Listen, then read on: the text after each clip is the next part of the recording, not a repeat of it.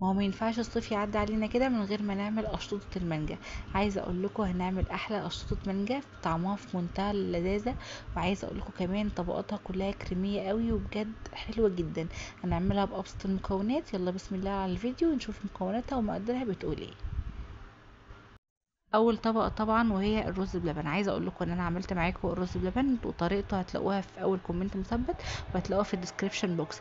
عايزه اقول لكم بقى يعني انا عملته بطريقه المحلات بالظبط واحسن كمان. وكمان عايزه اقول لكم ان احنا عاملينه بالتفصيل الممل، فكل اسرار الرز بلبن هتلاقوها في الفيديو اللي انا حاطط لكم اللينك بتاعه ده تحت الفيديو. طيب تعالوا بقى نعمل مع بعض تاني طبقه وهي الكيكه. الكيكه انا محتاجه 3 بيضات بدرجه حراره الغرفه، هحطهم كده في الميكسر او العجان او المضرب الكهربائي. وهخفقهم كويس قوي لحد ما هيبدأ ان هو البيض يتضاعف معايا كده ويعمل فوم زي ما هتشوفوا دلوقتي. بس الحقيقة ان انا بضيف له على طول كده ايه الفانيليا علشان نمحي الزفارة خالص. انا بحط على كل بيضة بحط عليها كيس من الفانيليا، يعني 3 بيضات بحط 3 اكياس من الفانيليا عشان ما احسش باي زفارة خالص للبيض. بعد كده لما بلاقي البيض بيتخفق معايا كده و عمل فوم، ببدأ ان انا انزل بتلتين كوباية من السكر، يعني بالظبط 125 جرام من السكر. السنترفيش العادي يفضل طبعا يكون سنترفيش ناعم. هبدأ ان انا انزل بيهم كده على البيض واخفقهم كويس قوي. وبعد كده بنزل بمعلقتين بس اتنين من الزيت، معلقتين اتنين بس من الزيت، مفيش اكتر من كده ولا اقل. وهنزل كمان بتلتين كوباية من الدقيق، يعني 125 جرام او 135 جرام من الدقيق. بنزل كده عليهم على البيض يعني.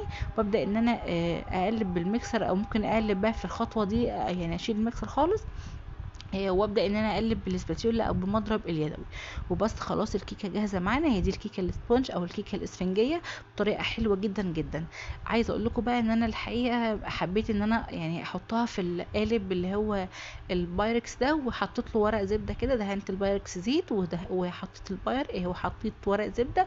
ونزلت بالخليط بتاع الكيك، دخلت الكيك على درجه حراره 180 في الرف الوسطاني، اخدت اللون بالشكل ده واستوت معايا وبقت زي الفل. شايفين بقى ما شاء الله حلوه جدا جدا. وعايزه اقول لكم كانت في منتهى الطعامه واللذاذه.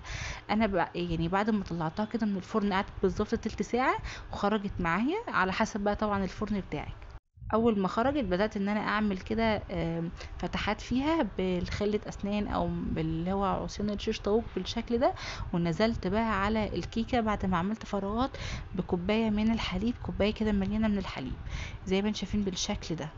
يعني خليت كده الكيكه تطرى معايا اكتر، فضفت لها كوبايه من الحليب. وزي ما انتم شايفين شلت الطبقه بتاعتها اللي كانت على الوش كده.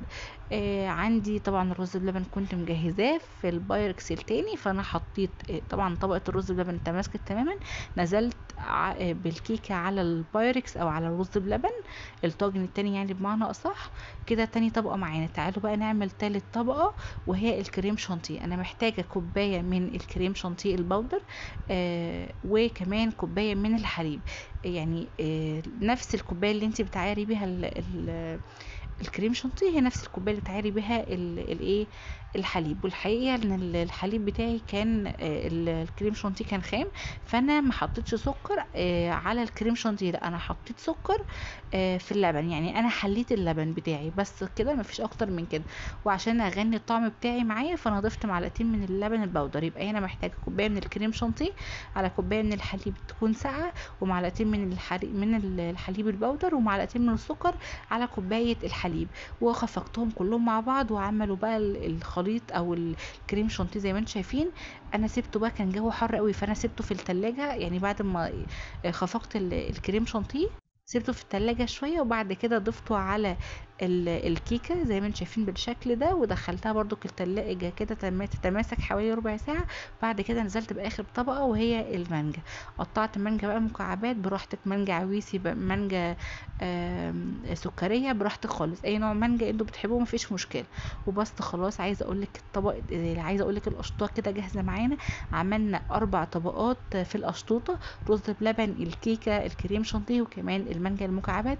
طعمها في منتهى اللذاذة. تعالوا بقى اوريها لكم واحنا بنقطعها وشوفوا بقى الطبقات وشوفوا جمالها وشوفوا الحلاوة دي. انتوا لازم تجربوا الطريقة دي وان شاء الله تعجبكم قوي. وطريقة الكيكة حلوة جدا وسهلة جدا، جربوها بس وان شاء الله تعجبكم. اشوفكم ان شاء الله على خير في رعاية الله. مع الف سلامة.